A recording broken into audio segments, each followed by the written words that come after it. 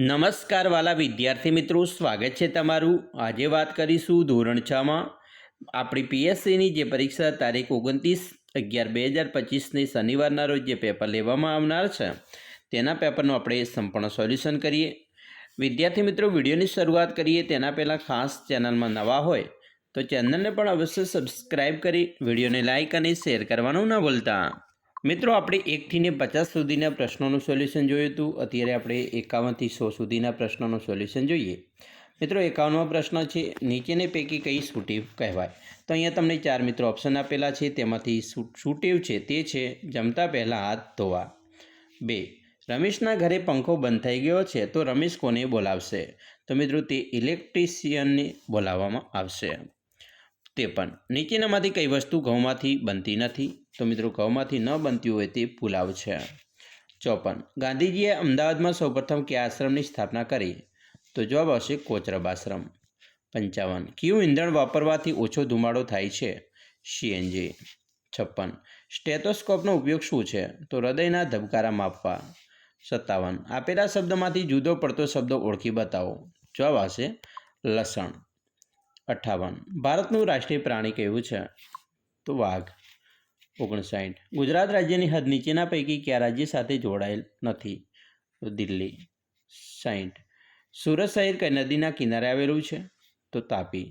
61, ધૂળેટી એ શાનો તહેવાર છે? રંગોનો। 62, મીઠું પકવે તેને શું કહેવાય? તો એને અગરિયા કહેવાય છે। 63, પિરોટીન ટાપુ કયા જિલ્લામાં આવેલો છે? તો જવાબ મિત્રો આવશે જામનગર। 64, મોટા ભાગે ઘરેણાં કઈ ધાતુમાંથી બને છે? તો સોના અને ચાંદી, એટલે કે એ અને બી બંને। 65, મત આપવાનો અધિકાર કેટલા વર્ષની ઉંમરે મળે છે? તો 18 વર્ષની ઉંમરે। 66, સીએનજીનું પૂરું નામ? તો જવાબ આવશે કોમ્પ્રેસ્ડ નેચરલ ગેસ। 67, ગરબા કયા રાજ્યનું પ્રચલિત નૃત્ય છે? તો ગુજરાત। 68, કોના જન્મદિવસની શિક્ષક દિન તરીકે ઉજવણી કરવામાં આવે છે? સર્વપલ્લી રાધાકૃષ્ણ। 69, ગુજરાતના દરિયા કિનારાની લંબાઈ 1600 કિલોમીટર। 70, આપણા દેશનું રાષ્ટ્રીય પક્ષી કયું છે? મોર।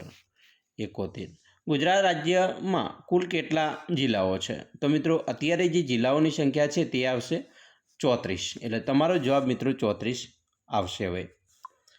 72, ગુજરાત રાજ્યનો સ્થાપના દિવસ 1 મે 1960। 73, અમૂલ ડેરી ખાલિયામાં આવેલી છે? તો આણંદમાં। બનાસ ડેરી પાલનપુરમાં। 74, જેમોર રીંછ અભયારણ્ય ખાલિયા જિલ્લામાં આવેલું છે?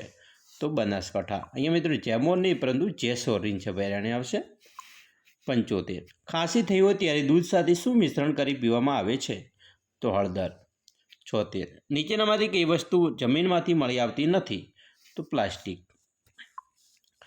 77, પ્રદૂષણ ઓછામાં ઓછું ફેલાય તે કેવા પ્રકારના વાહનોને ઉપયોગ કરવો જોઈએ? તો ઇલેક્ટ્રિક વાહનો। 78, ઉનાળામાં કેવા પ્રકારના કપડાં પહેરવા જોઈએ? સુતરાઉ કાપડ।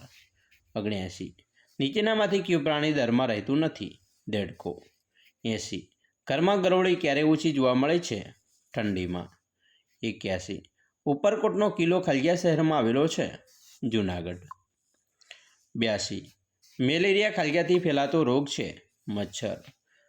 83, રૂપિયા 10ની નોટ પર કઈ બેંકનું નામ હોય છે? Reserve bank of India.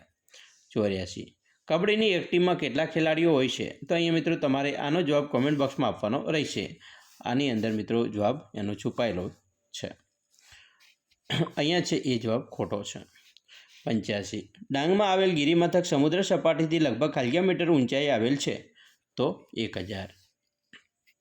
86, 3 પ્રવેશદ્વારવાળી વાવને શું કહેવાય? તો એને જયા કહેવાય। 87, ગુજરાતમાં ઉત્તર ભાગમાં ખાલિયા પસાર થાય છે? તો કર્કવૃત। 88, શિકારી છોડ કળશપર્ણ ખાલિયાને ખાઈ જાય છે? જીવજંતુને। 89, નીચે આપેલા વાહનો પૈકી કયા વાહનની ઝડપ વધારે હોય છે? તો વિમાન। 90, મચ્છરના બચ્ચાને શું કહેવાય? પોરા। 91, ગુલકંદ ખાલિયામાંથી બને છે? ગુલાબ। 92, જે નદી દરિયાને મળવાને બદલે રણમાં જ સમાઈ જાય છે તેને ખાલિયા કહેવામાં આવે? તો એને અંતસ્થ નદી કહેવાય। 93, ગુરુદ્વારામાં સાથે રસોઈ કરવી અને જમવું તેને ખાલિયા કહે છે? તો એને લંગર કહેવાય. 94. ડાંગની સરિતા ગાયકવાડ ગુજરાતની ખલગ્યા છે? દોડવીર. 95. કયું પક્ષી પાનમાંથી પોતાનો માળો બનાવે છે? તો દરજીડો. 96. હાથથી શરીર ઠંડુ રાખવા ખલગ્યા હલાવે છે? કાન. 97. સ્ટેચ્યુ ઓફ યુનિટી કયા જિલ્લામાં આવેલું છે? નર્મદા. 98. આમાંથી કયું ફળ નથી? તો ગાજર એ ફળ નથી. 99. જમીનની પાણી વધુ સમય સંગ્રહી રાખવાની શક્તિને શું કહેવાય? તો એને ભેજ ધારણ શક્તિ કહેવાય. અને 100. સરીસૃપ એટલે શું? ખલગ્યાને ચાલતા પ્રાણી. તો સરીસૃપ એટલે મિત્રો પેટે સરકીને ચાલતા પ્રાણી. તો અહીંયા આપણે તમારા મિત્રો જે 51 થી 100 સુધીના પ્રશ્નોનું સોલ્યુશન જોયું. આશા રાખીએ છીએ તમને આપણો આ વિડીયો ખૂબ જ ઉપયોગી નીવડશે. અને ખાસ મિત્રો વિડીયો ગમે હોય તો લાઇક, શેર અને સબસ્ક્રાઈબ કરવાનું પણ ન ભૂલતા.